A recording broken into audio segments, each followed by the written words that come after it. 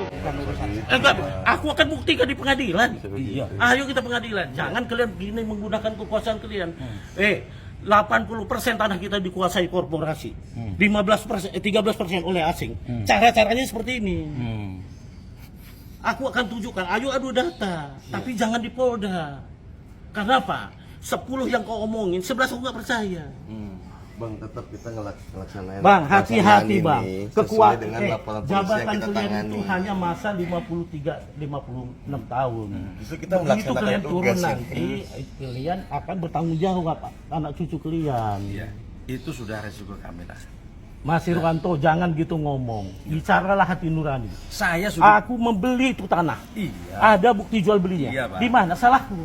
Ya kalau salah nanti di pengadilan saya. Kamu nggak bisa. Nggak, sekarang mana salahku? Ku tanya dulu kau, jujur dulu. Jawab pakai hati nurani. Mana yang kupalsukan? Semua keterangan sudah kita minta keterangan. Iya, Mak. Abang pun sudah kita minta. Ini ada prosesnya Enggak. semuanya, Bang. Apa? Mana Kita yang juga palsu? nggak bisa Mana yang palsu? serta-merta. Mana yang palsu? Tunjukkan dulu satu dulu. Aku hanya tanya hati nurani. Memang tidak ke materi. Ya, aku beli barangku beli secara patut menurut hukum. Aku dipukul di atas tanahku, 5 kontainer pun dicuri, tanahku diambil. Oke. Sekarang aku jadi tersangka. Oke. Pertanyaannya, makanya aku bilang sama penyidik, aku tidak percaya karena 10 penyidik Polda Metro Jaya dinyatakan melanggar kode etik terhadap laporanku. Yang mana? Ya, yang Anda lihat tadi adalah sebuah pemandangan bagaimana polisi mengandalkan kewenangannya dalam sebuah proses hukum. Itu sebabnya saya menolak dengan keras kewenangan penahanan ada pada polisi. Kita harus mencabut kewenangan penahanan dari polisi ini sebab kewenangan ini bisa menimbulkan sewenang-wenang. Yang namanya kewenangan ada potensi sewenang-wenang. Kita lihat tadi bahwa Bapak yang dari anti mafia tanah itu dia sudah menjelaskan bahwa dia akan membuktikan itu. Dia punya bukti-bukti tentang kepemilikan. Dia menyatakan bahwa dia bahkan diambil mobilnya, kendaraannya kalau tidak salah. Bahkan tanahnya diduduki, tetapi kemudian dia menjadi tersangka dan harus diambil paksa, dijemput paksa. Karena sudah P21. Ini adalah fenomena mengenai polemik dalam hal kewenangan menahan kepolisian dari kepolisian. Itu sebabnya saya mengatakan bahwa di masa yang akan datang atau mulai dari sekarang seharusnya Pak Jokowi bisa ambil tindakan untuk melakukan perubahan dalam KUHP untuk menghilangkan kewenangan penahanan dari kepolisian, karena kewenangan ini selalu, apapun kewenangannya akan selalu berpotensi sewenang-wenang. Oleh karena itu harus dibatasi yang namanya kewenangan. Polisi seharusnya boleh memiliki kewenangan menyelidiki, menyidik, dan menangkap. Tetapi untuk menahan saya rasa harus diberikan kepada pengadilan supaya jangan ada lagi pernyataan kepolisian yang menyatakan bahwa kalau mau membuktikan di pengadilan saja, tetapi orangnya kan sudah ditahan. Bagaimana dengan prinsip innocence, presumption of innocence? Praduga tidak bersalah kalau sudah ditahan. Menurut saya penahanan itu adalah pelanggaran terhadap praduga tidak bersalah. Harusnya dibawa ke pengadilan. Pengadilan menetapkan uang jaminan berapa, nanti kalau dia terbukti bersalah ya uang itu uang itu dikembalikan dengan kepastian untuk penyelidikan. Kan tujuan penahanan adalah untuk penyidikan dan penyelidikan. Jadi uang jaminan bisa diberikan gitu loh. Kalau misalnya dia susah untuk ditemukan, untuk ditangkap lagi, nah uang itu bisa dipakai. Dan apakah Anda mau bilang bahwa ini adalah oknum dari Polda Metro Jaya yang mendatangi Bapak itu? Bukan oknum. Itu sudah ada sprindiknya, sudah ada sprint penahanan, sudah ada sprint penangkapannya. Kalau memang dia mau ditangkap, sudah ada sprint penahanan kalau dia memang mau ditahan. Tapi apakah dengan begitu dia merasakan keadilan? Kan tidak. Kalau nanti dia ternyata tidak terbukti, dia udah keburu ditahan, dan itu tidak adil sama sekali penahanan itu. Ya. Jadi kalau ada yang bilang itu oknum segala, ini bukan oknum loh. Ini resmi. Mereka mendatangi secara resmi, sudah P21, mau dijemput paksa. Ya, dan bisa saja ditahan. gitu loh. Jadi saya minta supaya kewenangan penahanan ini kita harus bersama-sama sebagai masyarakat. Kalau kita merindukan Indonesia dengan sistem penegakan hukum yang berkeadilan, yang menghargai hak asasi manusia, maka seharusnya penahanan itu adalah kewenangan pengadilan, bukan kewenangan kepolisian, bukan atas diskresi. Yang namanya penahanan, yang namanya perampasan hak asasi manusia tidak boleh karena diskresi. Itu harus pro justisia. Pro justisia artinya apa? Berdasarkan putusan hakim. Demi keadilan berdasarkan ketuhanan yang Maha Esa. Ada nggak waktu penahanan tertulis itu demi keadilan berdasarkan ketuhanan yang Maha Esa? Kan tidak ada. Harus.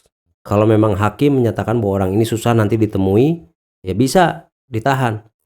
Atau diambil paspornya, atau diambil KTP-nya, atau diberikan gelang sebagai penanda dia pergi kemana, GPS.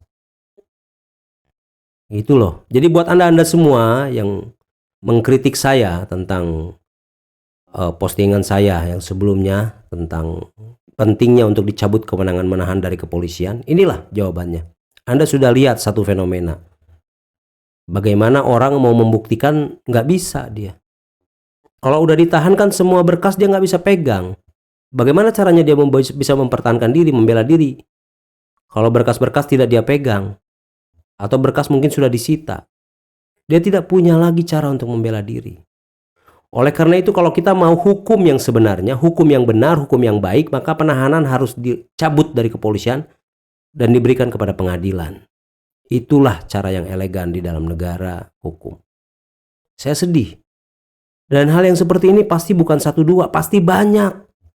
Karena kewenangan ini masih ada, kewenangan menahan itu gitu loh. Ya. Jadi hati-hati, kita di negara ini sebetulnya belum negara hukum 100%, masih negara kekuasaan. Karena masih ada diskresi. Di mana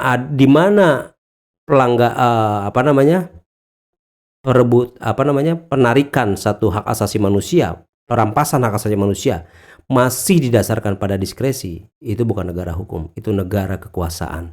Dan KUHP Indonesia, Kitab Undang-Undang Hukum Acara Indonesia, pasal 21 yang menerangkan mengenai penahanan, itu menunjukkan bahwa kita adalah negara kekuasaan, bukan negara hukum.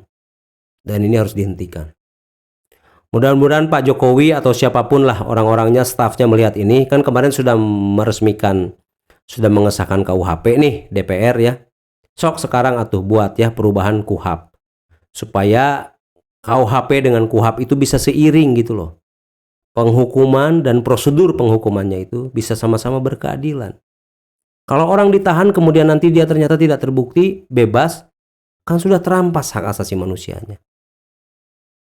Ya, sudah tidak adil. Jadi sejak awal proses di Indonesia itu sudah tidak adil karena adanya kewenangan menahan yang berdasarkan diskresi. Bukan putusan pengadilan. Harus penetapan pengadilan. Di negara-negara beradab semua. Malaysia saja begitu kok. Ya, penahanan itu adalah kewenangan pengadilan. Apakah pengadilan bisa menahan dan menolak uang jaminan? Bisa. Di Amerika itu terjadi. Cain Velasquez, seorang petarung UFC, ditolak uang jaminannya oleh hakim. Dan dia ditahan. Walaupun kemudian setelah setahun apa setahun setengah gitu, kemudian penjaminannya disetujui oleh pengadilan. Tetapi bagaimanapun itu adalah putusan pengadilan. Jadi kita lebih menghargai. Kita lebih percaya. Kita punya kekuatan hukum. Punya esensi dalam filsafat hukum yang berkeadilan. Dan negara hukum tidak boleh lepas dari pengadilan dari hakim. Tidak boleh ada satupun perampasan hak asasi manusia yang hanya berdasarkan diskresi atau kebijakan dari orang-orang tertentu. Tidak boleh. Ini bukan negara hukum, ini namanya negara kekuasaan. Dan itu menginjak-injak hak asasi manusia. Indonesia harus beranjak loh, ya. Harus berangkat dari situ, harus naik kelas dong. Masa mau begini-begini aja penegakan hukumnya? Ya, mau kacau begini, gitu loh. Sekali lagi, kita harus desak. Kewenangan menahan harus dicabut dari kepolisian dan diserahkan kepada pengadilan. Supaya polisi juga nggak terlalu banyak beban. Ya, jangan ada beban penahanan. Penyelidikan, penyidikan, penangkapan itu adalah hak polisi di seluruh dunia. Tetapi penahanan hanya di kita yang berdasarkan diskresi. Sejauh yang saya tahu, mungkin ada negara lain. Tapi perlu kita lihat apakah negara lain itu lebih maju dari kita atau tidak. Kalau negara otoriter seperti Korea Utara ya jangan disebut ya. Atau negara otoriter seperti Rusia juga jangan disebut lah ya. Karena kan Rusia juga sistem hukumnya kacau. Diktator Vladimir Putin.